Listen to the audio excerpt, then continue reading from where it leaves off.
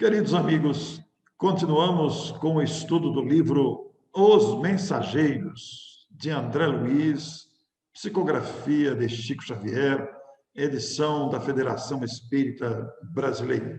O segundo da série, ditada pelo conhecido espírito que ganhou de todos nós imenso respeito pela qualidade, conteúdo de seus textos, revelando detalhes do mundo espiritual. Estamos hoje no capítulo número 3, coincidente com o episódio número 3, no Centro de Mensageiros.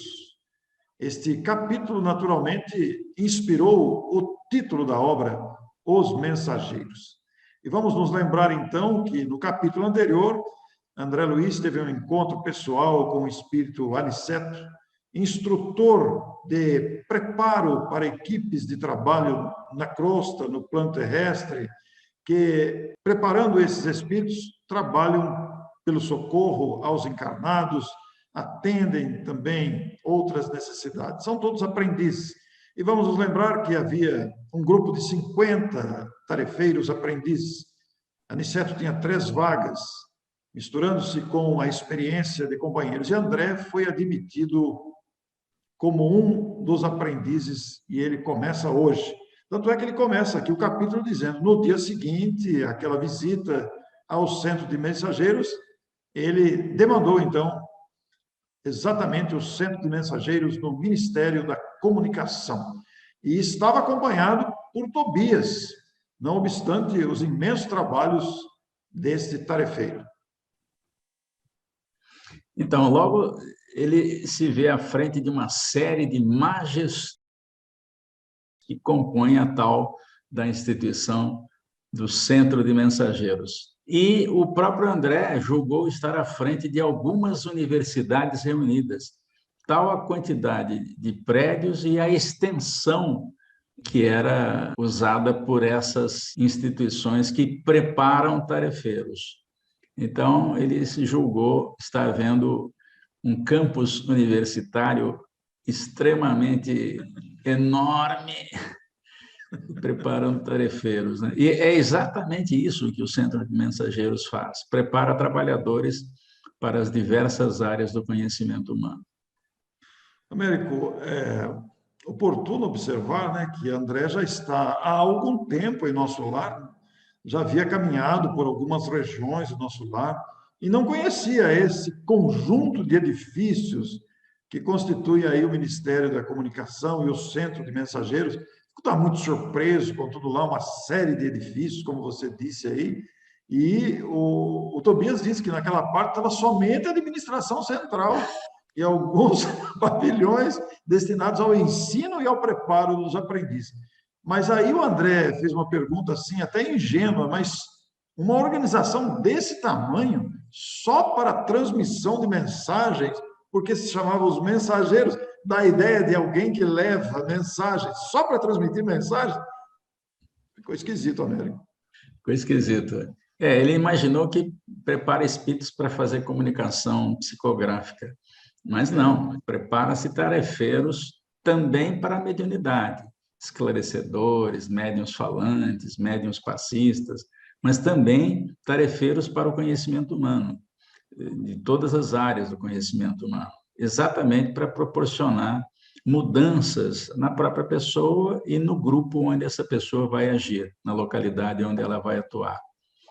E aqui tem um parágrafo de uma afirmação de Tobias que define bem o trabalho feito por esse centro de mensageiros, onde André vai iniciar o novo trabalho. Ele vai dizer, o centro prepara entidades ou espíritos a fim de que se transformem em cartas vivas, isso é muito expressivo, de socorro e auxílio aos que sofrem no umbral, na crosta e nas trevas. Quer dizer, isso aqui é um trabalho de muita abrangência, de extenso trabalho, realmente. Então, o umbral são aquelas 3 regiões que a gente já chamou, as primeiras 3 esferas em torno da Terra, fizemos até um desenho, podemos repetir aqui para lembrar. As trevas são regiões subcrustais, onde estão os espíritos mais empedernidos, né? e na própria crosta, aqui na superfície da Terra. Mas vai ultrapassar isso, porque prepara tarefeiros que vão reencarnar também e realizar tarefas na crosta, mas como encarnados, né? E diz mais aí, né, Orson, que esse serviço é uma cópia de quantos se vem fazendo nas mais diversas cidades espirituais dos planos superiores. Portanto, é um modelo que existe em esferas acima. Eles copiaram esse modelo de treinamento e estão esparramando isso ali na região de nosso lar, preparando tarefeiros também. Isso ocorre em todo o planeta, em todas as esferas do planeta. A gente citou 7 esferas, a gente pode ver pelo desenho aí, e nessas esferas se trabalha intensamente. Não tem essa de ficar tocando harpa o resto da eternidade. Tem serviço e muito. Por essa observação tão oportuna, a gente começa a entender a extensão dos edifícios. Porque quando a gente pensa em preparo de reencarnação, muitos de nós somos levados a pensar que se trata apenas de palestrantes ou dirigentes espíritas. E não é isso. Existe preparo de reencarnação para todas as atividades de engrandecimento e nobreza humana em todas as áreas da instrução, do progresso, em todos os sentidos. E como você frisou bem aí, é preparo para espíritos que vão reencarnar e preparo de espíritos que vão atuar no umbral e nas trevas.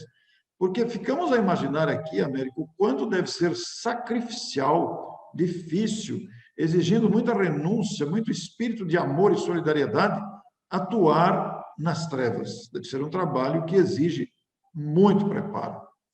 E esse preparo que você está falando vai ser visto com detalhes quando nós estudarmos o 4º livro da série, Obreiros da Vida Eterna. Os 10 primeiros capítulos se passam numa instituição chamada Casa Transitória, fundada pelo Fabiano de Cristo. Foi um frade lá do Rio de Janeiro e que, ao desencarnar, fundou ali na região do Rio de Janeiro, nas esferas espirituais, a tal da Casa Transitória.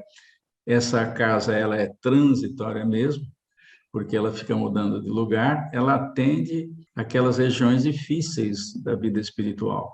E o trabalho lá é sacrificial, tanto que a dirigente que trabalha lá se alterna com o outro dirigente a cada ano fica um lá, porque o trabalho é muito difícil, com espíritos muito atrasados, eles não suportam muito tempo. Então, há uma combinação entre eles, cada um fica lá um ano, e nós vamos ver exatamente isso que você está falando no 4º livro da série. Muito bem lembrado isso, Américo, porque os parágrafos aqui do capítulo 3 que nós estamos vendo destaca, sem dúvida, essa preparação para numerosos companheiros na difusão de esperanças e consolos, instruções e avisos, seja através da mediunidade, seja através de outras tarefas, ou mesmo através da ciência, através da evolução tecnológica.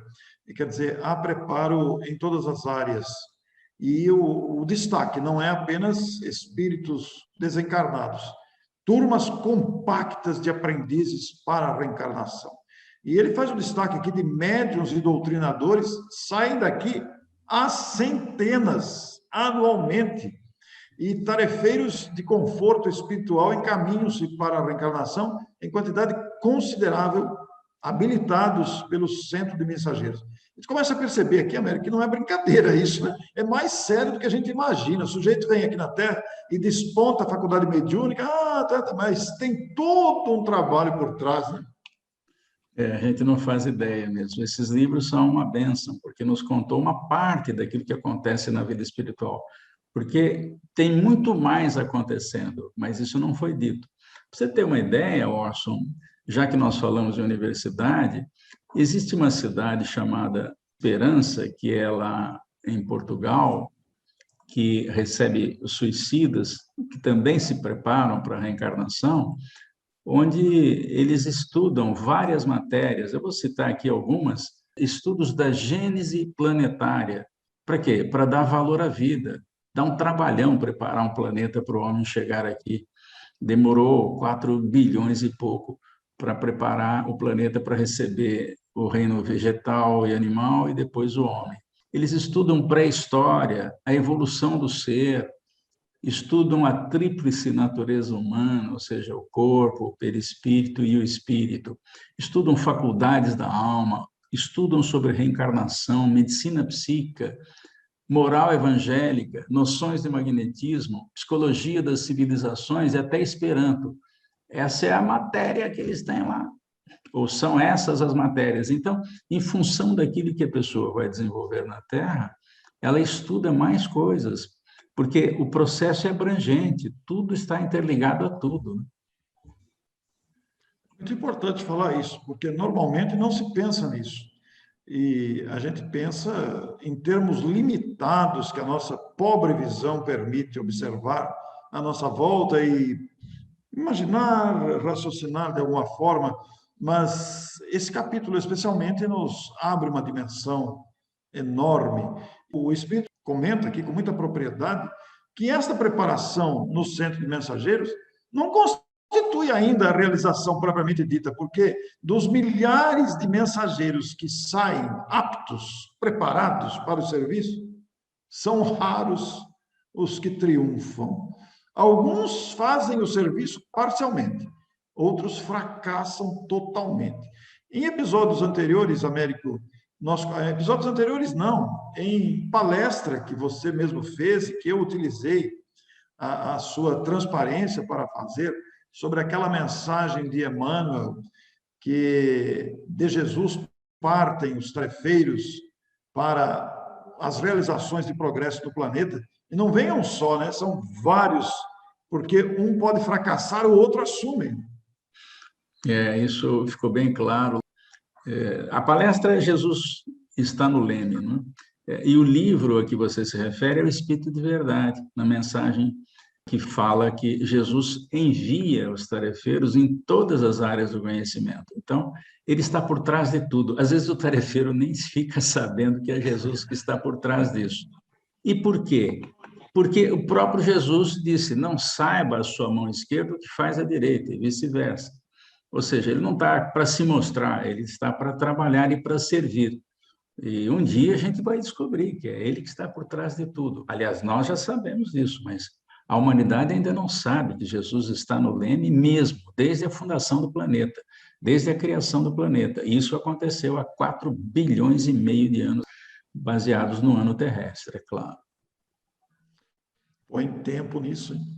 Põe tempo nisso. E especificamente, Américo, na instrução que vem através da mediunidade, tão vasta como o próprio Espiritismo, que surgiu através dos fenômenos mediúnicos e depois as instruções pertinentes, o nosso amigo informa aqui que longas fileiras de médiuns e doutrinadores partem para o mundo carnal com as instruções. Bom, nós que estamos encarnados aqui já vemos a quantidade inumerável de instruções que temos que observar, o cuidado e a prudência no trato com médiuns, como médiuns, ou com os espíritos e como espíritas, porque há uma fileira de preparação para isso. Porque os benfeitores que conduzem a vida, eles procuram intensificar a redenção humana, e para isso precisam de renúncia dos tarefeiros e do verdadeiro espírito de altruísmo, a solidariedade presente mesmo nas ações. Mas ele também reforça aqui, existem médiuns e existe mediunidade. Existem doutrinadores e existe a doutrina. E aí ele faz o exemplo marcante, como existe a enxada e os trabalhadores. Dá para imaginar a extensão aí da enxada e os trabalhadores, né? A enxada pode ser excelente, mas se o trabalhador não sabe usar ou não cuida da enxada, então perde-se uma oportunidade de trabalho. Então, veja, aqui ele vai se dedicar, nesse começo do livro, exatamente a médiuns que faliram nas suas tarefas. E nós vamos ver por quê. Às vezes são coisas bobas que afastam o tarefeiro da mediunidade. Nós vamos ver os capítulos que se seguem, aí em nosso lar, enquanto eles não se dirigem para a crosta, eles vão examinar exatamente médiuns que faliram e que estão lá repetindo o curso, para ver se da próxima vez não dá errado. Que coisa. Você falou da enxada é boa, mas se o trabalhador não sabe usar, né? E também acontece da enxada ficar encostada, enferrujada, Américo. São os talentos desprezados, né? O trabalhador que não dá a mínima para a enxada, né? E tem o trabalhador que usa bem a enxada, cuida dela, limpa ela, guarda e usa quando precisa, tem tudo isso. Ele dá o exemplo da enxada porque assim acontece também com as faculdades psíquicas e com os grandes conhecimentos. Veja que isso não se restringe apenas à mediunidade, mas ao conhecimento. Existe também o conhecimento não partilhado, o conhecimento guardado, o conhecimento exclusivista, que não reparte, etc. Então, tudo isso vai pesar na execução da tarefa. Daí a necessária preparação que o Centro de Mensageiros proporciona aos futuros tarefeiros. Então, nós vamos ver aí um médium, por exemplo, que tinha uma boa enxada mediúnica, tinha uma boa capacidade de percepção, e usou isso para fazer uma coisa que não tinha o menor interesse, não se propõe em usá-la para servir o outro. Ele queria servir a si mesmo, descobrir quem era fulano, quem era ciclano nas outras encarnações. E isso acabou lhe provocando um transtorno psíquico, e que na vida espiritual ainda tinha repercussões disso. Ele se ressentia do fato de não ter usado a enxada adequadamente. Nós vamos ver isso com detalhe. Não existe punição, não é uma punição. A lei força a gente fazer o bem. Não fez, a gente passa pela dificuldade para aprender a dar valor na enxada que tem. Então, qual é a sua enxada? Qual é a minha enxada? Nós temos uma enxada, vamos usá-la. Américo, é muito comum pessoas perguntarem, principalmente pessoas que se aproximam do Espiritismo e iniciando o conhecimento, perguntarem, mas eu não quero ter mediunidade, eu não quero ver os espíritos, eu não quero ouvir os espíritos, eu não quero psicografar. Dá para fechar isso em mim, né? Dá para tirar isso de mim, né? Eu estou pensando nisso ao ler aqui, né, que muitos tarefeiros, servidores, não toleram as dificuldades, não toleram os reveses próprios da linha de frente. A maioria, uma grande porcentagem, permanece à distância do fogo forte. O fogo forte qual é? O trabalho de servir, que exige altruísmo, tolerância, disposição, boa vontade. Eu tive a oportunidade, esse mês passado de julho, de conhecer um trabalho de um médium, para mim, desconhecido. Não sei nem se você já ouviu falar dele, mas é um médium de Belo Horizonte que ficou restrito a Belo Horizonte, chamado Enio Wendling. Não sei se você já ouviu falar esse nome. Pois é, um desconhecido, também não conhecia. Estou lendo agora os relatos, ganhei o livro de presente do autor que eu entrevistei, falando sobre a vida desse médium, totalmente voltado para o trabalho do bem, né? Então, ele era muito procurado, e o telefone dele tocava na madrugada, e ele atendia, e o pessoal falava, deixa o telefone desligado durante a madrugada. Ele falou, não, se me ligam é porque precisam de mim. E ia, né? Como o doutor Bezerra, que deixou o filho doente para atender um doente, e quando voltou, o filho estava bem, né? Então, a maioria permanece distante do fogo forte.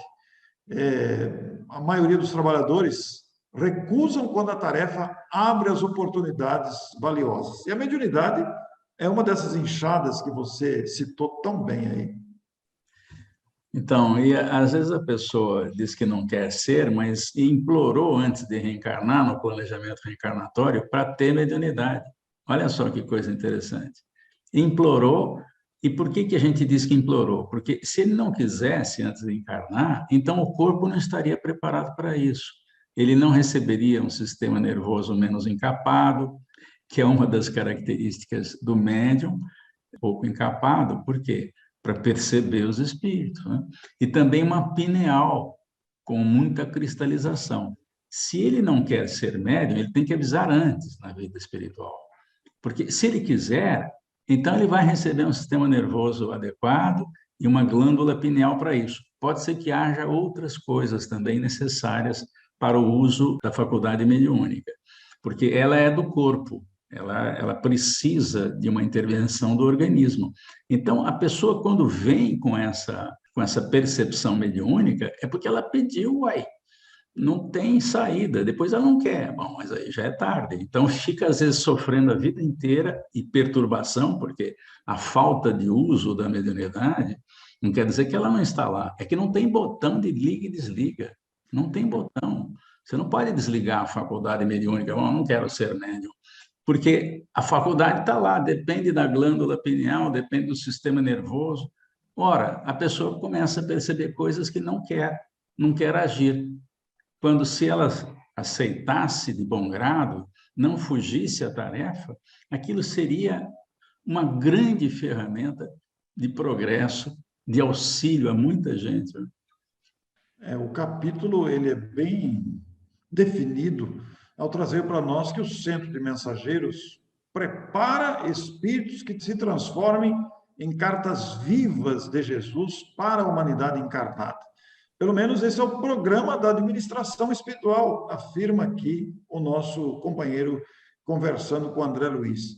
Porque aqui na Terra, muitos de nós, na visão limitada, costumamos nos viciar no círculo dos cultos externos de atividade religiosa, como se fôssemos a religião apenas para resolver os problemas da nossa súplica. Eu preciso disso, me cura aqui, resolve isso lá. Mas isso não resolve as questões fundamentais da evolução. Simplesmente com adoração à divindade.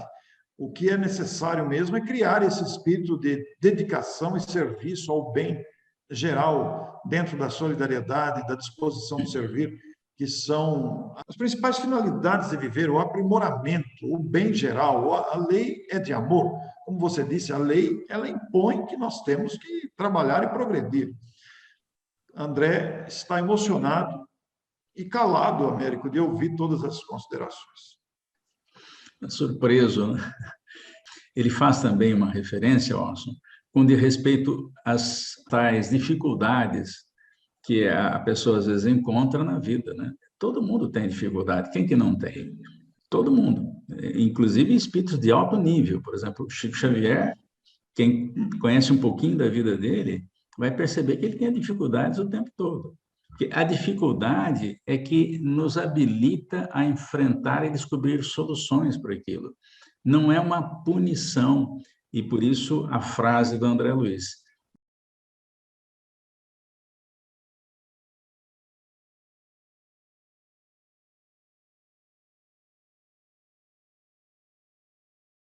Então, nós precisamos aproveitar essas dificuldades como obstáculos, né? Nós temos um desafio, na realidade, e não uma punição. Os obstáculos são desafios ao nosso aprendizado. E quanto mais, melhor. Eu sei que isso é difícil, não é uma tarefa fácil a gente aceitar isso. Eu falo por mim, tenho dificuldades de enfrentar os obstáculos, né? Mas eu sei disso, eu sei que eles estão aí para nós aprendermos a vencê-los, né?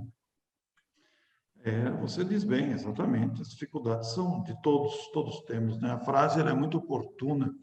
Todo esse precioso diálogo que nós comentamos aqui nesses minutos, você poderá ler. Ele ocorreu entre Tobias e André Luiz, no caminho até o Centro de Mensageiros, né? Ali na entrada, quando estavam chegando, André conversando com Tobias, que foi trazendo essas considerações. Até sugerimos a você que releia esse trecho do diálogo entre eles, valiosíssimo, falando deste preparo, desse trabalho todo levado a efeito. Mas a essa altura chegaram a um enorme recinto.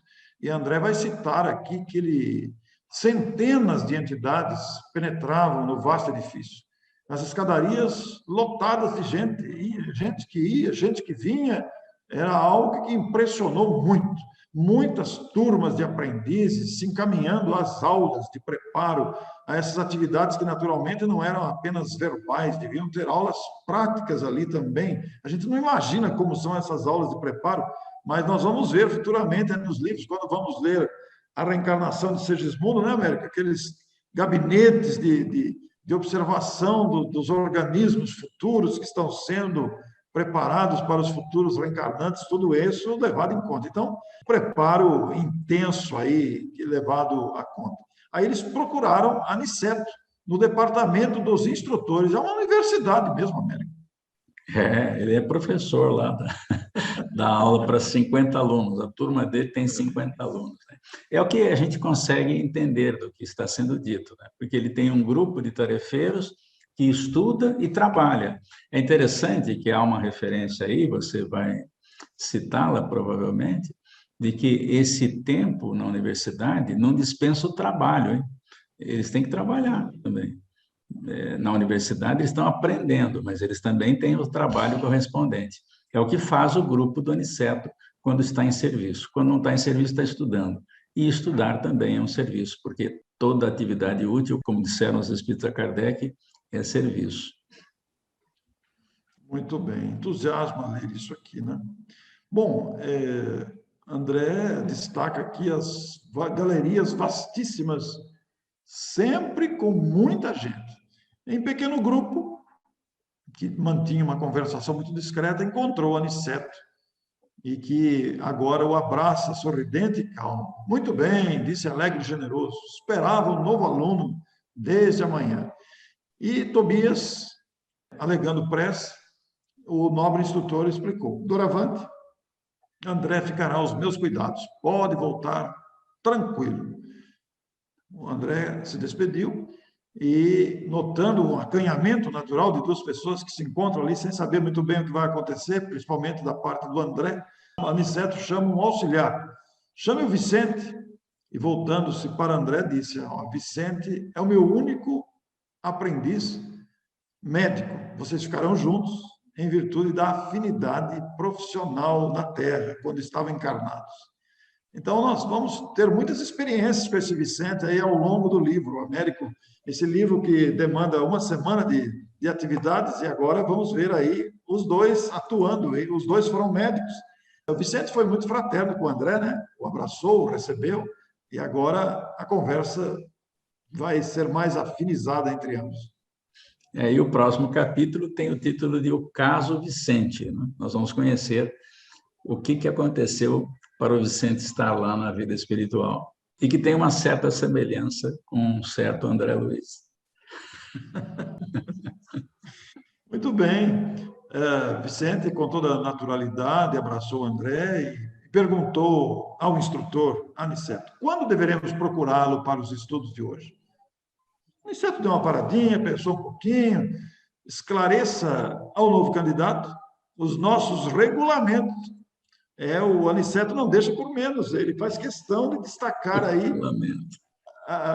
esclareça aí os regulamentos e venham juntos para as instruções após o meio-dia.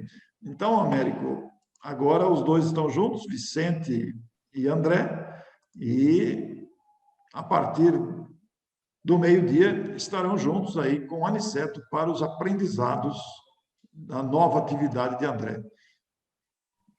É isso aí, vamos conhecer o caso Vicente e reparem que há uma preocupação de regulamentos, a conhecer regulamentos. A disciplina é uma das coisas mais importantes para o espírito que quer galgar a escala evolutiva mais rápido. Sem disciplina, o sujeito não sai do lugar, ele não realiza nada e para realizar coisas é preciso ter hora para fazer coisas.